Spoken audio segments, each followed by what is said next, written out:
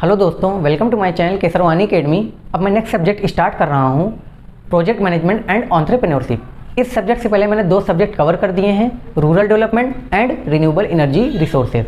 अगर आपके सेमेस्टर में ये 2 सब्जेक्ट आते हैं तो मैं इनकी लिंक ऊपर आई बटन पे दे रहा हूँ, आप लोग जाके इनकी वीडियोज़ को वहाँ पे देख सकते हैं और पढ़ भी सकते हैं। ठीक है, तो चलिए स्टार्ट करते हैं प्रोजेक्ट मैनेजमेंट एंड एंटरप्रेन्योरशिप। इसका पहले यूनिट का नेम है एंटरप्रेन्योरशिप, जिसके अंदर पहला टॉपिक आता है कि एंटरप्रेन्योर हम लोग किसे कहते हैं। तो देखिए इसमें पहला पॉइंट क्या है, एंटरप्रेन्योर। एंटरप्रेन्योर हम लोग किसे कहते हैं? एंटरप्रेन्योर एक ऐसा बंदा है जो बिजनेस या ऑर्गेनाइजेशन को ओपन करता है, जो उसने आइडिया सोचा है उस पर वो बिजनेस ऑर्गेनाइजेशन को ओपन करता है। ओपन करने के बाद उस पर वो अपने आइडिया पे वर्क करके प्रोडक्ट क्रिएट करता है या सर्विस को क्रिएट करता है। ठीक है, और उस प्रोडक्ट या सर्विस को लोग फिर खरीदते हैं, पीपल विल बाई। ठीक है, लोग खरीदते हैं। अगर लोगों को वो प्रोडक्ट या सर्विस पसंद आती है, फिर वही लोग जो हैं उस ऑर्गेनाइजेशन को या बिजनेस को सपोर्ट करते हैं। ठीक है, जो एफर्ट्स एंटरप्रेन्योर ने डाले हैं अपने बिजनेस में। तो ये आपको पहले पॉइंट में बताना है।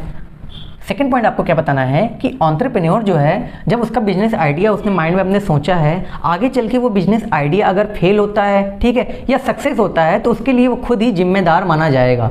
ये आपका आता है एंटरप्रेन्योर। अब आप लोग ऐसे समझ सकते हैं कि आप हैं, आपने कोई बिजनेस ओपन किया या ऑर्गेनाइजेशन को स्टार्ट किया। ठीक है, उसके अंदर जो प्रोडक्ट आपने बनाए हैं, अगर उस प्रोडक्ट की डिमांड जो है उस सोसाइटी में जहाँ पे आपने इसको ऑर्गेनाइजेशन को या बिजनेस को खोला है, उस सोसाइटी में उस प्रोडक्ट की डिमांड जो है काफ़ी ज़्यादा है, तो आप पूरी तरीके से सक्सेस हो जाएंगे। ठीक है, मतलब लोगों के पास आपका प्रोडक्ट पहुँच रहा है और आपके पास जो है मनी आ रहा है, आपकी इंप्रूवमेंट हो रही है। ठीक है, अगर आपने उस जगह बिजनेस या ऑर्गेनाइजेशन को ओपन कर दिया जहाँ पे आप प्रोडक्ट को बना तो रहे हैं लेकिन उसकी डिमांड उतनी ज़्यादा नहीं है उस जगह पे, ठीक है, तो कोई भी मतलब नहीं है कि आपने उस प्रोडक्ट को वहाँ पे बनाया और ऑर्गेनाइजेशन खड़ी की इतनी बड़ी, लेकिन उस प्रोडक्ट को कोई भी नहीं ले रहा है, तो यहाँ पे आप लोग फेल हो जाएंगे। तो ये भी होता है, दूसरा पॉइंट में यही बताना है आपको कि वो खुद ही रिस्पॉन्सिबल होता है अगर आपके बिजनेस आइडिया सक्सेस हुआ है या फेल हुआ है।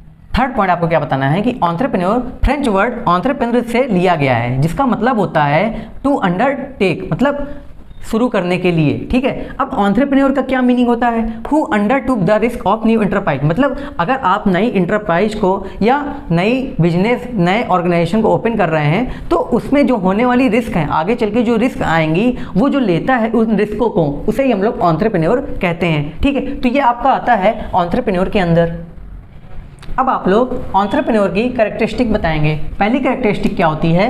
Self confident. ठीक है, सेल्फ कॉन्फिडेंट के अंदर आप लोग क्या बताएंगे, डिस्क्राइब करेंगे कि जो एंटरप्रेन्योर होता है उसकी एबिलिटीज और जो स्ट्रेंथ होती है उसकी, उनमें वो काफ़ी ज़्यादा स्ट्रॉन्ग होता है। ठीक है, तो इसीलिए वो सेल्फ कॉन्फिडेंट होता है कोई भी बिजनेस को ओपन करने के लिए, क्योंकि वो अपनी एबिलिटीज और स्ट्रेंथ जो उसकी ताकतें हैं उन पर वो बहुत ही ज़्यादा स्ट्रॉन्ग होता है, जिससे वो अपने आइडिया पे वर्क करके बिजनेस को ओपन करता है। ठीक है, सेकंड आप लोग क्या बताएंगे? Problem solver. ठीक है, अब देखिए इसके अंदर आप लोग क्या डिस्क्राइब करेंगे एग्जाम में कि अगर कोई भी बिजनेस उसने खड़ा किया है, उसके अंदर कोई भी प्रॉब्लम आती है या हार्ड टाइम आ गया, डिफिकल्टीज आ गई है, ठीक है, तो उस प्रॉब्लम से कैसे बाहर निकलना है ये उसे अच्छी तरीके से आना चाहिए। तो ये हो गई दूसरी कैरेक्टरिस्टिक कि ये प्रॉब्लम सॉल्वर होता है। ठीक है, कि मतलब प्रॉब्लम को सॉल्व कर सकता है। थर्ड आप क्या बताएंगे? Proper planning. प्रॉपर प्लानिंग का क्या मतलब है कि अगर आप बिजनेस है या ऑर्गेनाइजेशन है, उसके अंदर कोई भी टास्क आपको दिया गया है, ठीक है, तो आप जो है टास्क को ऐसे ही नहीं करने लगेंगे, उसके लिए आप पहले से उस टास्क पे प्रॉपर प्लानिंग करेंगे, प्रॉपर प्लानिंग करके उस पर वर्क करेंगे,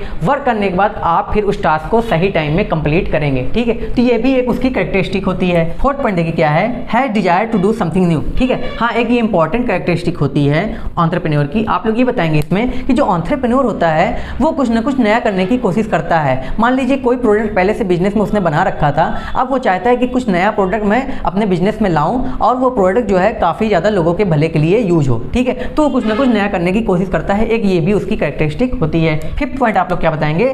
लीडरशिप क्वालिटी। ठीक है, मतलब जो एंटरप्रेन्योर होता है वो लीडरशिप क्वालिटी रखता है। अब आप लोग इसको कैसे डिस्क्राइब करेंगे? आप लोग जानते हैं कि एंटरप्रेन्योर जो है खुद का बिजनेस आइडिया बनाता है, बिजनेस आइडिया पे बाद वो उस पर वर्क करके बिजनेस को ओपन करता करता है और उसके अंदर फिर वो प्रोडक्ट को, सर्विस को क्रिएट करता है। ठीक है, तो मतलब एक प्रकार से ये खुद ही सब कर रहा है। ठीक है, तो एक प्रकार से ये लीड कर रहा है अपने बिजनेस को। तो आप लोग यही बताएंगे कि वो लीडरशिप क्वालिटी रखता है।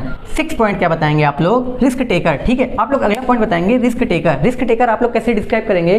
जो आपका एंटरप्रेन्योर होता है वो एक प्रकार से देखिए पहले बिजनेस आइडिया बनाता है। ठीक है, बिजनेस आइडिया के बाद फिर वो बिजनेस को खड़ा करता है, मतलब स्टार्ट करता है। अब स्टार्ट करने के बाद उसके अंदर प्रोडक्ट को क्रिएट करता है, सर्विस को ओपन करता है ऑर्गेनाइजेशन में अपने। ठीक है, अगर मान लीजिए वो उसके प्रोडक्ट या सर्विस जो है मार्केट में आगे चल के वो नहीं चली, ठीक है, तो एक प्रकार से उसका लॉस ही तो हुआ, रिस्क ही तो ले रहा है अपने पैसों का। ठीक है, जैसे आप ये समझ सकते हैं मार्केट में उसके प्रोडक्ट की कोई भी वैल्यू ही नहीं रही गई है। ठीक है, प्रोडक्ट लोगों को पसंद नहीं आ रहा है, तो एक प्रकार से वो रिस्क ही ले रहा है अपने पैसों का। तो एक प्रकार से आप लोग ये भी कह सकते हैं कि वो रिस्क टेकर भी होता है। तो आपकी ये कैरेक्टरिस्टिक हो गई एंटरप्रेन्योर की। तो थैंक यू गाइज। अगर आपको वीडियो पसंद आई हो तो वीडियो को लाइक करें, शेयर करें और मेरे चैनल को सब्सक्राइब करें। Thank you.